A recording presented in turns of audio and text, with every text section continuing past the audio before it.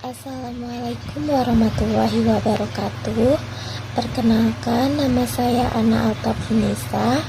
Saya ingin mempresentasikan apa itu deep learning. Pertama, saya akan menjelaskan apa itu kecerdasan buatan.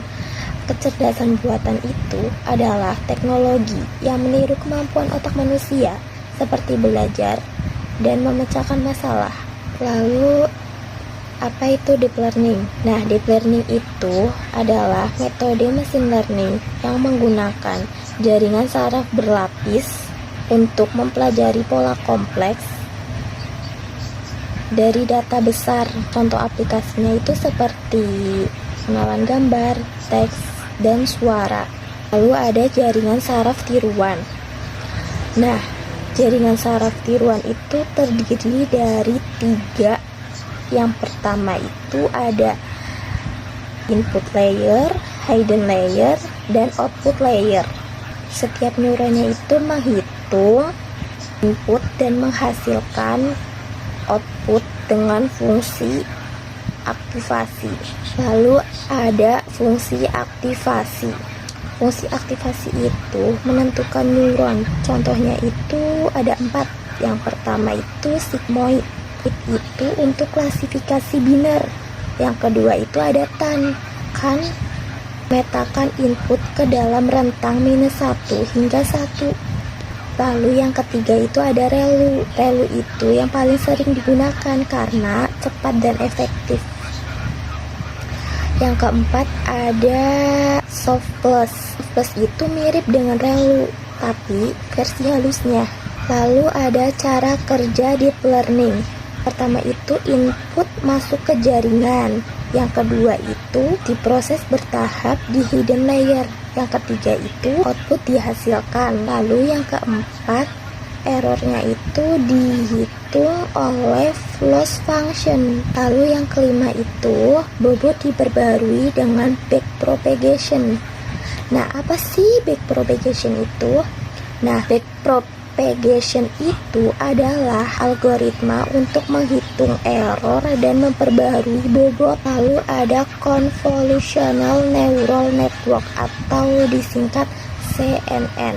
CNN itu khusus untuk data gambar karena menggunakan filter dan polling untuk menangkap pola. Keunggulannya itu parameter lebih sedikit dan efektif untuk gambar. Kelebihan dan kekurangan deep learning. Kelebihannya itu yang pertama efektif untuk data besar, yang kedua bisa belajar fitur secara otomatis. Kalau kekurangannya itu yang pertama butuh data besar, yang kedua komputasi berat, yang ketiga kurang interpretatif. Kesimpulannya itu adalah deep learning merupakan fondasi utama AI yang memungkinkan pembelajaran pola kompleks dari data besar melalui arsitektur jaringan saraf yang tepat dan optimisasi dengan backpropagation.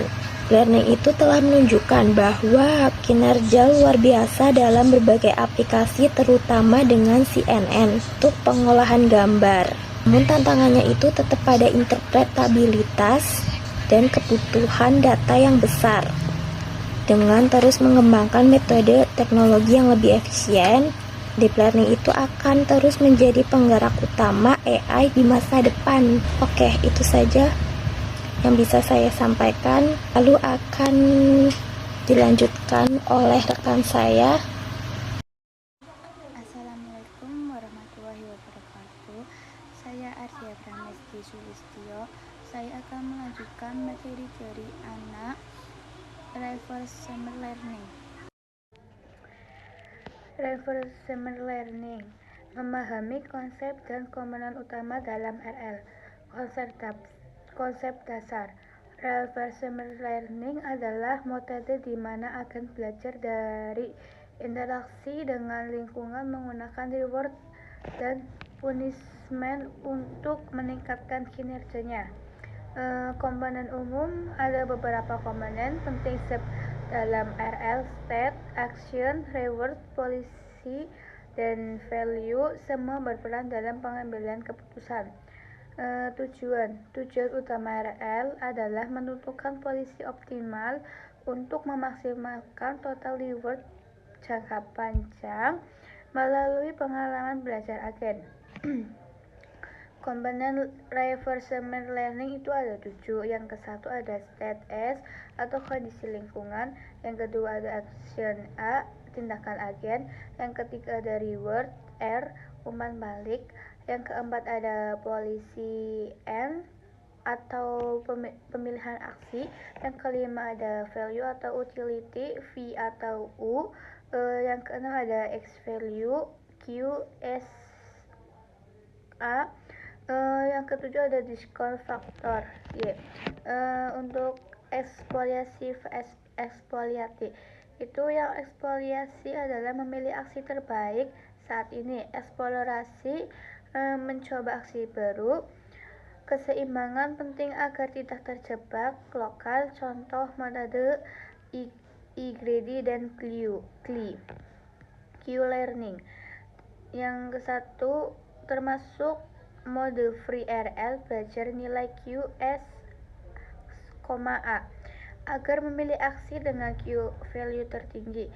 Tidak memerlukan model lingkungan bersifat off polisi. SARSA mirip Q-learning, bersifat on polisi li, update berdasarkan aksi yang benar-benar diambil. Lebih stabil pada lingkungan tertentu.